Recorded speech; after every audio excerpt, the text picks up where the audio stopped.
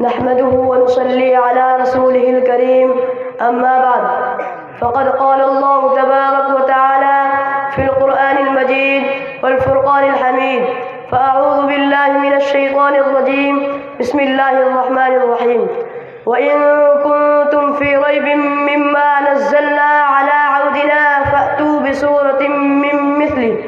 وادعوا شهداءكم من دون الله إن كنتم صادقين صدق اللہ العظیم۔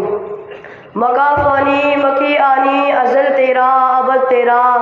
مکا فانی مکی آنی ازل تیرا ابد تیرا،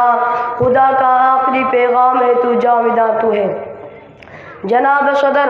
حاضرین جلسہ اور عزیز ساتھیوں، میں نے آپ حضرات کے سامنے قرآن پاک کی ایک چھوٹی سی آیت تلاوت کی ہے جس میں حق تعالی شانہ نے فرمایا ہے کہ یہ قرآن جو محمد عربی صلی اللہ علیہ وسلم تمہیں پڑھ کر سناتے ہیں،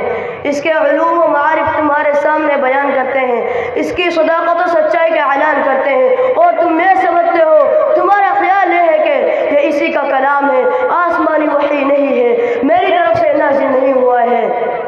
تم میرے حبیب کو جھٹلاتے ہو، تم میں سے کہنے والے کہتے ہیں لو نشاء لقلنا مثل هذا، اگر ہم چاہتے تو اس جیسا کلام ہم بھی پیش کر دیتے۔ تو آؤ، تمہارے لیے راستہ صاف ہے، تم بھی انسان ہو، تم بھی اسی خطہ کے رہنے والے ہو، طلاقت لسانی میں تمہاری مثال نہیں، فصاحت و بلاغت کے تم امام ہو، تمہاری ادنا سے ادنا چھوکریاں بھی شعراء و ادبا کی مجلسوں میں کھلبلی مچا دیتی ہیں، تم نظم و نشر کے استاد ہو، ماہر فن ہو، اس جیسا قرآن پیش کر دو۔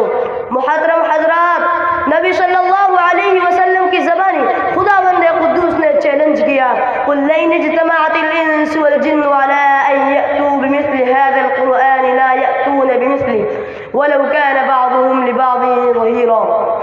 کہ اے محمد صلی اللہ علیہ وسلم آپ کہہ دیجئے کہ تم یہ کہتے ہو یہ انسان کا کلام ہے، اگر تمام انسان اور جنات اور کائنات کی تمام مخلوق بھی اکٹھا ہو کر اس جیسا قرآن پیش کرنا چاہے تو نہیں پیش کر سکتی، چاہے ایک دوسرے کے حامی و مددگار کیوں نہ بن جائیں۔ برادران ملت، یہ ایک چیلنج تھا، دشمنان اسلام و قرآن کے لیے یہ ایک ضروری موقع تھا، جو اسلام اور پیغمبر اسلام کے خلاف طعن و تشنیع کر رہے تھے، جو اسلام کا چہرہ مسخ کرنے کے لیے کوشش کر رہے تھے، وہ میدان میں آتے، اس جیسا کلام پیش کر کے اس چیلنج کا جواب دیتے اور اس تحریک کو ابھرنے سے پہلے ہی کچل دیتے، لیکن اس چیلنج پر سب کو سانپ سونگھ گیا، ان دشمنان اسلام کے چہروں پر ہوائیں اڑنے لگی، وہ سب ماہرین فن، فصیح و بلیغ اور زبان دانی میں اپنا جواب نہ رکھنے والے حیرت میں پڑ گئی، کسی نے اس چیلنج کو قبول نہ کیا، سب کی زبانیں گنگی ہو گئی۔ پھر حق تعالی شانہ نے اور نیچے اتر کر فرمایا اگر تم پورا قرآن پیش نہیں کر سکتے تو اس جیسی 10 صورتیں ہی بنا کر پیش کر دو، اگر تنہا نہیں لا سکتے تو اپنی عالمی کانفرنس کر لو، اکیڈمی بنا لو، تمام حمایتوں کو بلا کر اس کا جواب پیش کر دو۔ ارشاد فرمایا ام یقولون افتراہ قل فأتوا بعشر سور مثلہ مفتریات وادعوا من استطعتم من دون اللہ ان کنتم صادقین،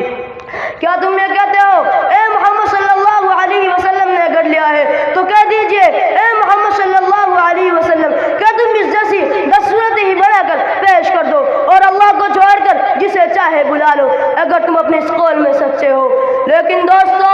اس چیلنج پر بھی عرب کے معاشرہ سے کوئی صدا بلند نہیں ہوئی، کسی کی رگ حمیت نہیں بڑھ گئی، کسی دل میں غیرت نہیں آئی، کسی طبیعت میں جوش و بار پیدا نہیں ہوا کہ وہ اس جیسا کلام پیش کر کے رسول اللہ صلی اللہ علیہ وسلم کے خلاف ایک نیا محاذ کھڑا کر دیتے، اس تحریک کو بے خبن سے اکھاڑ دیتے۔